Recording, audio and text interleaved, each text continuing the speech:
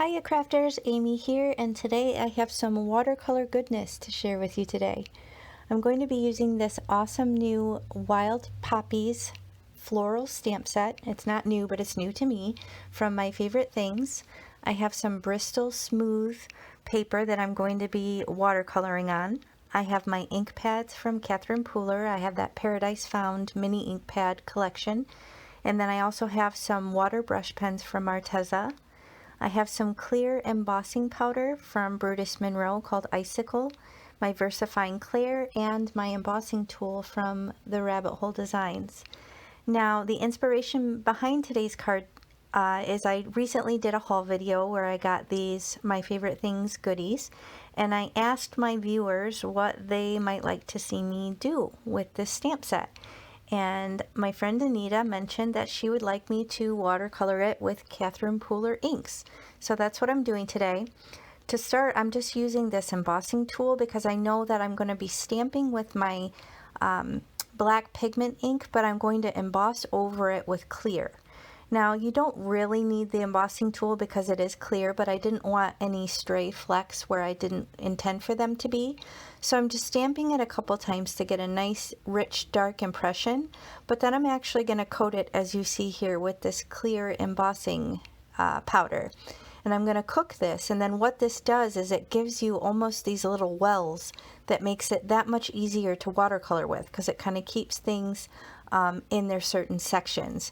So I'm just cooking that with my heat tool real quick, and you can see it has this nice raised sheen look to it. And then I'm just going to squish my Catherine Pooler dye inks down on this glass mat.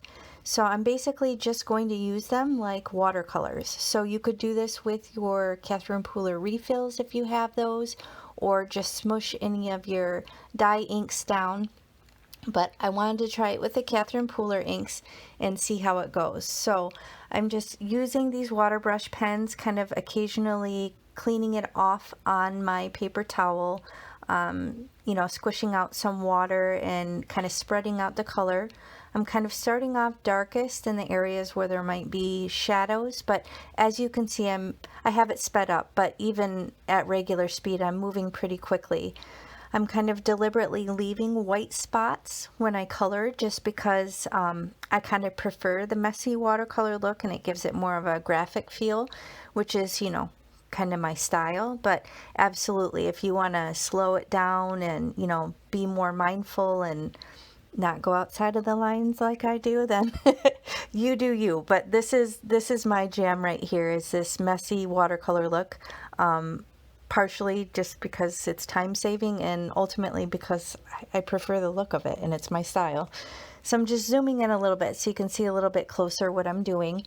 I did kind of bring in that mandarin spice color because oftentimes, well, the poppies that I have anyway, oftentimes are kind of a more orangish red. So I made it really red on that first one, but on these next flowers and on several of the buds, I'm really incorporating more of that orange. And you'll see a little bit farther out, I do go back to that original bloom and add a little bit of orange to it because I want to warm it up and make it kind of match the other ones. So I'm kind of letting it dry back and then coming back in layers. I'm not letting it fully dry, and I'm not heat setting anything in between, partially because I love the way watercolor looks when you leave it be and let it dry. It has almost a magical look to it, and also because I do have the heat embossing and I don't want to keep remelting that and have it kind of suck into the paper. So the reason I'm using Bristol Smooth as opposed to like watercolor paper is whenever I do any type of watercoloring like this, either with watercolor brush pens or this kind of method where I'm just squishing down some ink, the reason I use the Bristol Smooth is that there's almost like a coating on the paper. It's called Strathmore Bristol Smooth. And it's not a true watercolor paper, however, it can handle quite a bit of water. So obviously you don't want to oversaturate it like you would a watercolor paper, but it really does hold up well.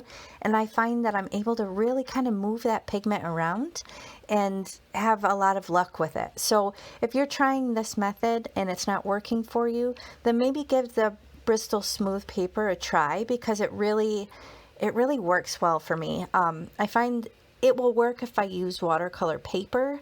However, it kind of sucks in that ink right away, and it doesn't make it very easy to kind of blend it out like you see me doing here. So I can really just lay down some dark and then pull out the light. Now I squished down a couple of the green colors that were from that little mini stamp set, and I'm using that to do all the leaves and fronds and things like that. So again, I'm not being very careful. You'll see I go out of the lines a couple times, but I'm again kind of trying to deliberately leave some white spots just because I like that look and it lends itself to that messy watercolor feel. So I'm kind of coming in with the lighter green and the darker green, and again, once it dries up a little bit, you'll see I come back in with some of the more saturated ink just to kind of add a little bit more contrast. But you can see it's blooming like a proper watercolor. When you have some water already in there, it just kind of blooms right out like you would get with a regular watercolor paint. So that just adds to the versatility of these amazing ink pads. So they do great with watercoloring, they do great with stamping. You guys have seen me probably use them a million times with ink blending. They're just exceptional for that. So if you're in the market for some dye inks, I can speak to these catherinepoolerinks. They've been a blast. So maybe give them a try, or try out the mini ink pads. That's kind of my jam because they don't take up a lot of room, and then I just get the refills, and then you're good to go. So I have all this residual ink and I don't want to waste it, so I decided to smush some down on another panel. This is another panel of Bristol Smooth, and in my little sprayer I had some Perfect Pearls, so there is a little bit of shimmer to this. It's kind of hard to see on the screen, but I'm just kind of doing the warm colors first, and then I'm going to hit it real quick with my heat tool and set it, because I do want to add a little bit of green too, but I don't want the green to blend with the red because then it'll make mud, and we don't want that. So apply a little bit of color theory here, but to kind of really be selective on where I'm putting the green, you can see I have just this rando piece of acetate, and I'm just kind of using that to be a little bit more controlled with my smooshing technique.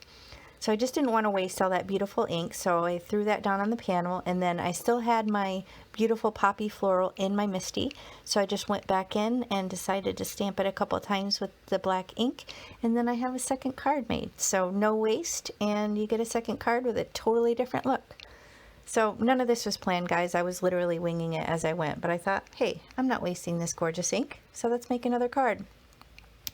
Now this elegant banner die I also got in that same haul video, and it looked very similar to the banner stamp that was in the poppy stamp set. So I thought, hey, I'm going to use that and pop it up with a little bit of dimension, and then I won't have to worry about, placement as I'm planning on where I'm going to put my sentiment, because, it's usually an afterthought. I don't really think about it in advance like I should. So I die cut it 3 times, and then I just fit it back in the piece of cardstock that I cut it from, just to make it easier for stamping. Use my little magnet to hold those down, and then I stamped all 3 of the little banner formed sentiments that were in the stamp set. Stamped them a couple times with that same black pigment ink. And then what's cool about this banner die is that it has some score lines built into it, so it allows you to just kind of fold it.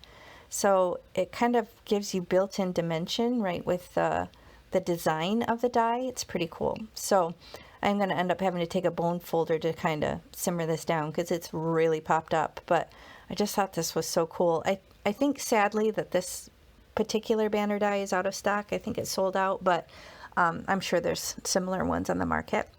But here I'm using my Paper Rose stitched rectangle die just to kind of cut these 2 panels down real quick and give them a nice finished edge. You can see here, gives that little stitched edge, and it gives you a nice little border on an A2 size card base.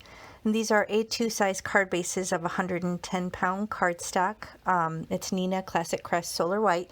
You can see there is a little bit of a color differentiation between the Bristol Smooth and the card base, but I don't mind. And I have these little mini foam strips that I got from Amazon. I will link those below with all the other products. If you just expand the video description box and scroll down, you'll see all the details there. But I'm just putting it in the center portion because I know that's the part that's really going to pop up. And then I'm putting some liquid glue on the tails of the banner. And then I just kind of put them into place on these 2 cards. I think initially I wanted to do the Hello Beautiful on the other one, but I think I switched them up on accident when I was getting them set up. But oh well, they're both great. So after I get done dropping it and almost messing it up, I'm going to apply that second one to the card. So these are almost finished. I'm just going to add a little bit of blingage real quick. I have these pretty iridescent sequins that I add in odd numbers because, you know, that's my preference and it's visually appealing to the eye. But I'm adding some of those down onto the cards. But that's basically going to finish it. You could obviously go the next step and, you know, maybe stamp the floral on the inside or, you know, add another sentiment on the inside. But basically this is 2 fun and easy ways to do some very simple watercoloring with your ink pads. So I really enjoyed doing this with my Catherine Pooler inks. Thank you, Anita, for the idea. I had a blast making this. I hope you guys liked it. Again, the video description box below, if you expand it, you'll see all the products that I used with links. And if you follow those links, I do get a small commission at no additional cost to you. And I really appreciate it when you guys do that because that helps support my channel. So if you enjoyed it, please hit the thumbs up and consider subscribing. And I really appreciate you watching. Let me know in the comments which one you like better. I think I like the first one that I did better. But the smooshing one has its place too. So you let me know. What do you like best? So thanks for watching. I'll catch you next time. Bye.